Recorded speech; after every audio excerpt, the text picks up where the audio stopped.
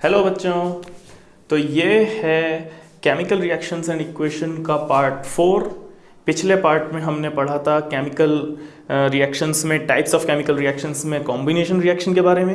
अब हम पढ़ेंगे डिकम्पोजिशन रिएक्शन के बारे में। ठीक है, तो चलिए शुरू करें आज का लेक्चर। और जिन दोस्तों ने अब तक हमारे इस चैनल को सब्सक्राइब नहीं किया है तो प्लीज़ सब्सक्राइब कर दो, और अपने आसपास के जो दूसरे आपके दोस्त हैं, भाई मैं भी आपका दोस्त हूँ, सबको शेयर कर दो। ठीक है, मेरे बारे में सोचो, थोड़ा ज़्यादा से ज़्यादा बच्चों का फ़ायदा हो, और क्या चाहिए, और कुछ नहीं चाहिए मुझे।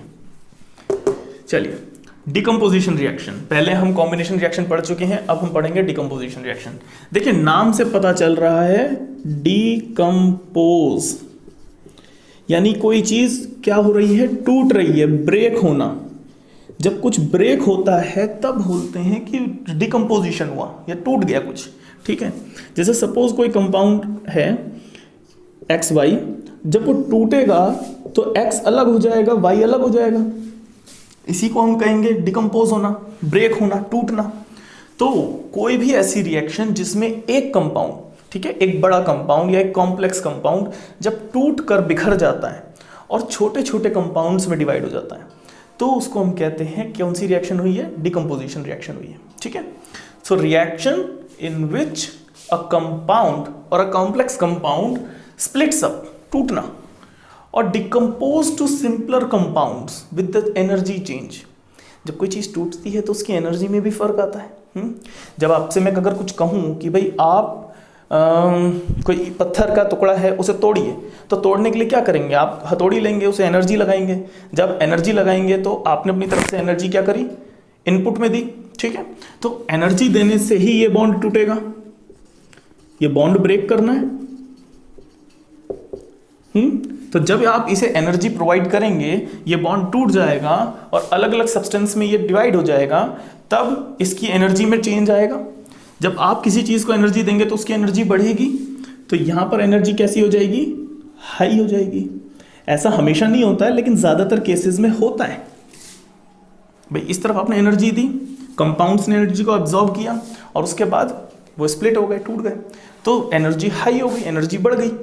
तो ये एनर्जी हमेशा बढ़ती नहीं है, मतलब हमेशा बढ़ती है, लेकिन कुछ केसेस में एनर्जी घटती भी है, कुछ एनर्जी में गिरावट भी आती है। ठीक है, उन केसेस को हम बाद में डिस्कस करेंगे। तो फिलहाल के लिए आप समझिए कि जब भी आपको कोई कंपाउंड तोड़ना होता है तो आप एनर्जी प्रोवाइड कराते हैं। ठीक है, तो by the energy change you can split a compound into simpler compounds. ठीक है, चलिए कुछ एग्जांपल्स लेते हैं। जैसे एक बहुत ही सिंपल एग्जांपल जो ज़्यादातर आपने बुक में भी देखा होगा, कैल्शियम कार्बोनेट है। जब ये कैल्शियम कार्बोनेट का जो पत्थर है या पाउडर है, इसको हीट किया जाता है, इसको गर्म किया जाता है। ठीक है, तब ये क्या बनता है, कैल्शियम ऑक्साइड बन जाता है और कार्बन डाइऑक्साइड गैस निकल जाती है। तो क्या किया हमने एनर्जी दी, एनर्जी देने से ये टूट गया। ठीक है, तो इस तरीके से हम जब कोई कंपाउंड तोड़ते हैं तो कंपाउंड को तीन तरीके से, हम तीन चीज़ों में डिवाइड कर सकते हैं, इसे कैटेगराइज कर सकते हैं। ठीक है, कौन कौन सी, पहली हीट, दूसरी इलेक्ट्रिसिटी, और तीसरा लाइट। अगर आप कोई कंपाउंड तोड़ते हैं तो एनर्जी, जो आप एनर्जी प्रोवाइड करते हैं किसी कंपाउंड को, तो वो तीन फॉर्म्स में आप प्रोवाइड कर सकते हैं। या तो आप उसे गर्म कर सकते हैं, उसे हीट दे सकते हैं, या फिर उसे इलेक्ट्रिसिटी दे सकते हैं, इलेक्ट्रिक स्पार्क दे सकते हैं जिससे वो टूट जाए, या फिर उसे लाइट और रेडिएशन दे सकते हैं जिससे कि वो टूट जाए। ठीक है, ये डिपेंड करता है कि सब्सटेंस आपने क्या लिया है। ठीक है, तो जब हम हीट से उसे तोड़ते हैं, इसे नोट कर लेना, जब हम हीट लगाकर किसी सब्सटेंस को तोड़ते हैं तो उस डिकम्पोजिशन को हम कहते हैं थर्मल डिकम्पोजिशन। ठीक है, तो कहते हैं उसे थर्मल डिकम्पोजिशन। जब इलेक्ट्रिसिटी लगाकर, जब इलेक्ट्रिसिटी से हम किसी चीज को तोड़ते हैं तो उसे बोलते हैं हम इलेक्ट्रोलिटिक डिकम्पोजिशन। ठीक है, इलेक्ट्रोलिटिक, इलेक्ट्रोलिसिस भी बोलते हैं जिसे। ठीक है, इलेक्ट्रोलिटिक डिकम्पोजिशन। लाइट, जब लाइट या फिर रेडिएशन, इसे रेडिएशन भी कह सकते हो ब्रैकेट में, तो जब लाइट प्रोवाइड करके किसी कंपाउंड को तोड़ा जाता है तो उसको क्या बोलते हैं? Photochemical decomposition. ठीक है, फोटोकेमिकल, फोटो का मतलब क्या होता है? फोटोन, फोटोन वर्ड से फोटो बना है, तो फोटो का एक मतलब क्या होता है? लाइट। तो जब लाइट से किसी केमिकल कंपाउंड को तोड़ा जाता है तो वो हो जाता है फोटोकेमिकल डिकम्पोजिशन। ठीक है, जल्दी से इसे नोट करो, वीडियो को पॉज करो और नोट करो इसे। कर लिया? ओके। अब हम एक एक करके डिकम्पोजिशन के एग्जांपल्स लेंगे टॉपिक वाइज, और साथ साथ मैं आपको कुछ इंपॉर्टेंट रिएक्शंस जैसे कि मैं मार्क कराता रहूंगा कि जो रिएक्शंस आपको रट लेनी है, बिल्कुल उसे छोड़ना नहीं है, और उनका सिग्निफिकेंस भी मैं आपको बताऊंगा। ठीक है, देखिए सबसे पहले हम बात करते हैं थर्मल डिकम्पोजिशन की।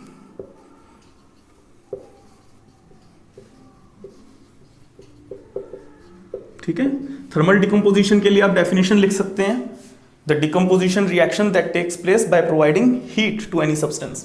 किसी भी सब्सटेंस को हीट प्रोवाइड करा के जब हम कोई कंपाउंड तोड़ते हैं, उसे डिकम्पोज करते हैं, तब उसे क्या बोलते हैं? Thermal decomposition. ठीक, थर्मल डिकम्पोजिशन में एक बहुत ही इंपॉर्टेंट एग्जांपल आ रहा है आपके लिए, FeSO4 dot 7H2O gives Fe2O3 plus SO2 plus SO3 plus 7H2O। अब ये रिएक्शन इंपॉर्टेंट क्यों है? मैं आपको बता रहा हूं, आप कहीं भी स्टार बना के नोट कर लो। जितनी भी रिएक्शंस हैं, ठीक है, जितनी भी रिएक्शंस हैं, reactions which have change in color and special appearance। ठीक है, थोड़ा सफाई से लिख देते हैं, स्पेशल अपीयरेंस। वो रिएक्शंस आपसे जरूर पूछी जाती हैं, यानी कि ऐसी रिएक्शंस जहां पे कलर चेंज हो, जहां पे प्रेसिपिटेट बने, या फिर जहां पर गैस किसी स्पेशल कलर की निकले, या फिर जहां पर भी ऑब्जर्वेशन थोड़ा सा स्पेशल हो जाए। ठीक है, वहां पर वो रिएक्शन आपसे जरूर पूछी जाएगी, नॉर्मल रिएक्शन नहीं पूछी जाएगी। ठीक है, तो इस रिएक्शन में ऐसा नॉर्मल क्या है? देखिए, क्रिस्टलाइज्ड फेरस सल्फेट, इसमें जो वाटर के क्रिस्टल्स लगे हुए हैं, तो इसका मतलब इसे क्या बोलते हैं? Crystallised water iron sulphate. ठीक है, ये ग्रीन कलर का होता है, और हीट करने पर ये ब्राउन कलर के पाउडर में कन्वर्ट हो जाता है। ठीक है, आयरन सल्फाइड, आयरन ऑक्साइड कैसा होता है? ब्राउन कलर का पाउडर होता है। ठीक, और ये जो सल्फर डाइऑक्साइड है, यहां से आती है बर्निंग सल्फर जैसी स्मेल। ठीक है, ये जो सल्फर डाइऑक्साइड होती है, ये बर्निंग सल्फर जैसी गैस होती है, और इसी के लिए ऊपर घुमा घुमा के सवाल आते हैं कि भाई एक कंपाउंड है ग्रीन कलर का, उसे हीट किया, उसमें से एक बर्निंग सल्फर जैसी स्मेल आ रही है, तो बताइए कि वो गैस कौन सी है? तो ये याद करना पड़ेगा। और आपको मैं बता रहा हूँ कि जितनी भी रिएक्शंस में कुछ स्पेशल ऑब्जर्वेशन होती है, उसी के ऊपर सवाल पूछता है। ठीक है, ये जब आप प्रैक्टिकली करेंगे लैब के अंदर, तो आप देखेंगे कि जिस टेस्ट ट्यूब में भी ये रिएक्शन होगी, जिसमें भी आप ये कंपाउंड गर्म करेंगे, वहाँ पर वॉल पर छोटे छोटे ड्रॉपलेट्स बन जाएंगे। ठीक है, ये छोटे छोटे ड्रॉपलेट्स अंदर वॉल पर बन जाते हैं। जब भी हम इस सॉल्ट को हीट करते हैं, तो वो ड्रॉपलेट्स किसके होते हैं? वाटर के होते हैं। ठीक है, यानी कि एक तरीके से इस क्रिस्टल से वाटर का भी लॉस हो गया।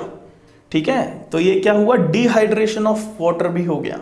ठीक है, तो ये रिएक्शन बहुत इंपॉर्टेंट है, इसको मार्क कर लेना, इसको याद कर लेना, और जरूरत पड़े तो रट्टा भी मार लेना अगर नहीं समझ में आ रहा है ज़्यादा तो। वैसे समझ में आ गया होगा। चलिए कुछ और एग्जांपल्स लेते हैं।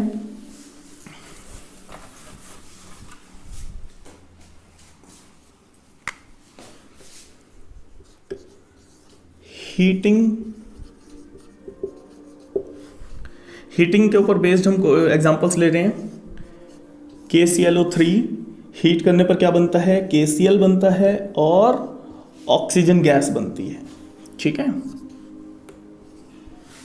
ये देखिए, तो KClO3 को भी जब हीट करते हैं तो ऑक्सीजन गैस अलग हो जाती है और KCl अलग हो जाता है। इसकी कोई स्पेशल ऑब्जर्वेशन नहीं है, इसलिए हो सकता है कि ये रिएक्शन आपसे ना पूछी जाए, क्योंकि ना तो इसमें कोई कलर चेंज हो रहा है, ना ही कोई प्रेसिपिटेट बन रहा है, तो हो सकता है कि ये वाला डिकम्पोजिशन आपसे ना पूछा जाए। ठीक है भाई, जो क्लियर है वो मैं आपको बता रहा हूँ।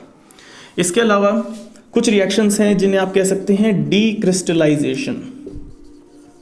डीक्रिस्टलाइजेशन डीक्रिस्टलाइजेशन का मतलब कि जो क्रिस्टल्स की फॉर्म में अवेलेबल हैं तो उनको डीक्रिस्टलाइज करना। डीक्रिस्टलाइज का मतलब उसमें से वाटर मॉलिक्यूल्स को निकाल देना, यानी कि आप उन्हें कह सकते हैं डिहाइड्रेशन करना। ठीक है, डिहाइड्रेशन करना। इसके दो एग्जांपल्स हैं। पहला, heating of copper sulphate. Copper sulphate को हीट करना, इसका जनरल नेम होता है ब्लू विट्रॉल। ब्लू विट्रॉल भी बोलते हैं इसको। ठीक है, तो इसको गर्म करने पर क्या होगा, CuSO4 copper sulphate dot 5H2O। जिस वक्त ये वाटर मॉलिक्यूल्स के साथ क्रिस्टल की फॉर्म में होता है तो इसका कलर होता है ब्लू, और जैसे ही इसे हीट किया जाता है तो हीट करने पर यह बन जाता है कॉपर सल्फेट वाइट पाउडर। ठीक है, जिसे एशेस भी बोल देते हैं भाई। जले हुई जब कोई चीज़ जल जाएगी तो वो क्या बनेगी, एशेस बन जाएगी, राख बन जाएगी। ठीक, और वाटर क्रिस्टल्स हो जाते हैं आउट, तो ब्लू से वाइट कलर का बन गया। ठीक है, क्रिस्टल से डीक्रिस्टलाइज हो गया। पहले क्रिस्टल था, अब पाउडर है। पहले चमकदार क्रिस्टल था, खूबसूरत क्रिस्टल, अब वो पाउडर हो गया। ऐसा ही एक और एग्जाम्पल है, यहाँ पे जगह नहीं है, मैं कहाँ लिखूँ, चलो जल्दी से इसे नोट करो फिर मैं लिखता हूँ। वीडियो को पॉज करो और जल्दी से लिखो।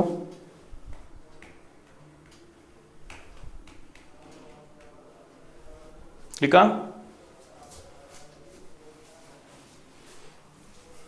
चलो,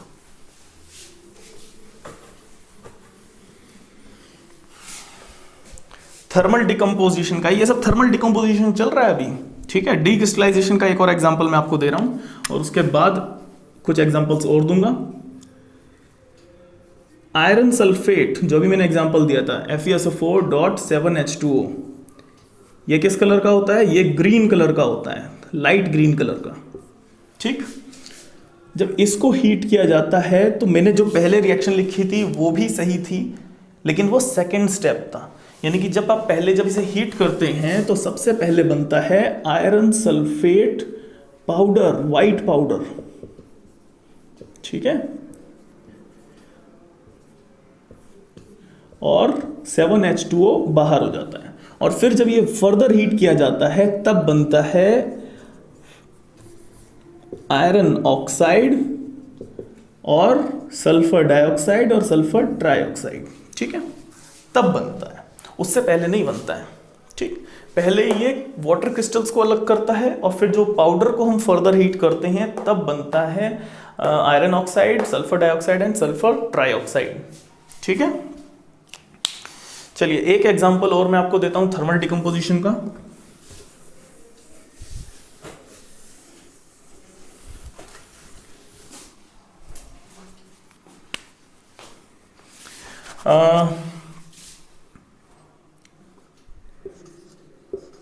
हीटिंग ऑफ लेड नाइट्रेट, ये भी इंपॉर्टेंट है,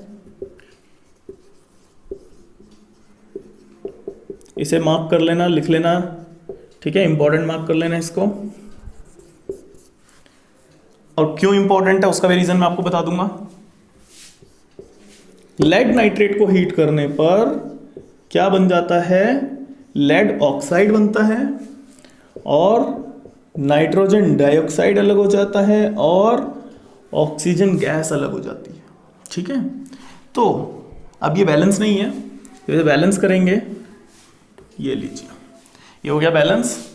3 2 6 12 2 4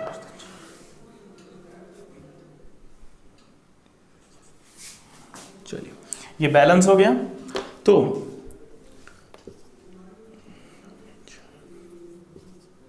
लीजिए, अब नाइट्रोजन डाइऑक्साइड गैस, मतलब ये रिएक्शन क्यों इंपॉर्टेंट है मैं आपको पहले बता चुका हूं कि जिस रिएक्शन में भी कोई स्पेशल ऑब्जर्वेशन होगी वो हमेशा एक इंपॉर्टेंट रिएक्शन होगी।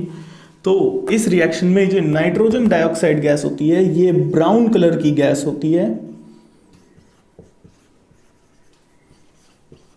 जिसकी वजह से इसके ऊपर क्वेश्चन बनता है कि सपोज आपको कह देंगे एक पाउडर है, ठीक है, एक वाइट कलर का पाउडर है, उसे हीट किया, हीट करने पर उसने ब्राउन कलर की गैस बनाई, ठीक है, जो कंटेनर था वो ब्राउन कलर का हो गया, तो बताइए कि क्या रिएक्शन हुई है, ठीक है। या फिर वो बता सकता है कि एक मेटल नाइट्रेट है जिसे हीट किया, हीट करने पर ब्राउन कलर की गैस निकली, तो बताइए उस गैस का नाम क्या है, ठीक है। तो इस तरीके के क्वेश्चंस घुमा घुमा के बन सकते हैं, कोई मल्टीपल क्वेश्चंस। ये जब हम क्वेश्चंस डिस्कस करेंगे तब मैं आपको एक एक एग्जांपल बताऊंगा सबका, ठीक है। तो इसे जल्दी से नोट कीजिए। हाथों हाथ कुछ एक्स्ट्रा भी मैं लिखवा देता हूं। डिकम्पोजिशंस, थर्मल डिकम्पोजिशन हो गया है। अब मैं आपको बता देता हूं इलेक्ट्रोलिटिक,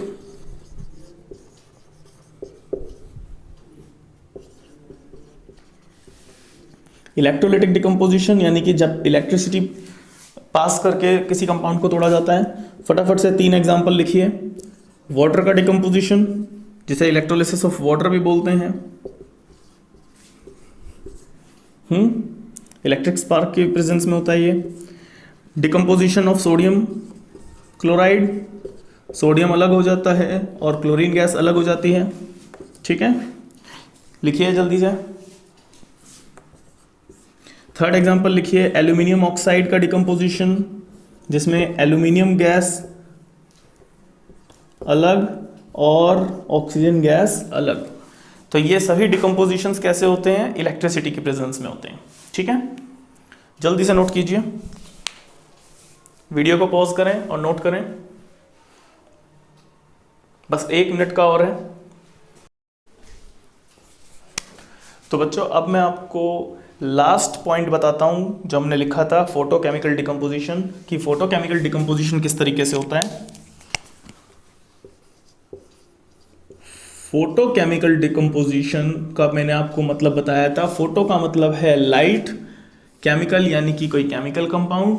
तो फोटोकेमिकल डिकम्पोजिशन यानी कि जब लाइट की प्रेजेंस में कोई डिकम्पोजिशन होता है, ठीक है। तो इसका बहुत ही इंपॉर्टेंट एग्जांपल है, आप लिख लेना, ठीक है। इंपॉर्टेंट जिस इक्वेशन को मैं मार्क कर रहा हूं उन्हें छोड़ना नहीं। डिकम्पोजिशन ऑफ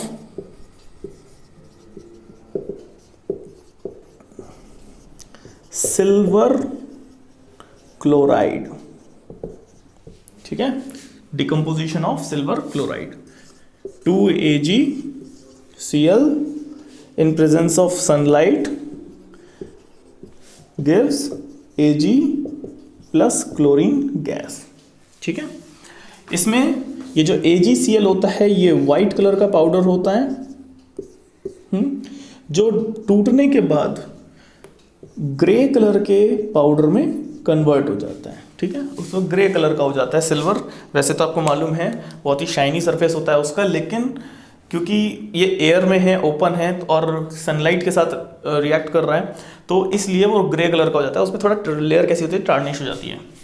तो डिकम्पोजिशन ऑफ सिल्वर क्लोराइड बहुत ही इंपॉर्टेंट एग्जांपल है, घुमा फिरा के बहुत तरीके से आ जाता है, डायग्राम बना के आ जाता है, ठीक है। और जो भी मैंने पहले रिएक्शंस बताई हैं जिन पे मैंने इंपॉर्टेंट मार्क किया था, वो सभी रिएक्शंस बहुत इंपॉर्टेंट हैं। तो आज के लिए इतना ही। अब नेक्स्ट वीडियो में मिलते हैं। नेक्स्ट वीडियो में बाकी के टॉपिक्स को कवर करेंगे, और इतने आप लोग कुछ प्रैक्टिस क्वेश्चंस करते रहिए। कोई भी डाउट है आप हमारे साथ वीडियो में कमेंट बॉक्स में पूछ सकते हैं, मैं आपको जवाब दूंगा। तो प्लीज़ अब अपने दोस्तों के साथ इस वीडियो को शेयर कीजिए, सब्सक्राइब कीजिए और इन्जॉय कीजिए। बाय।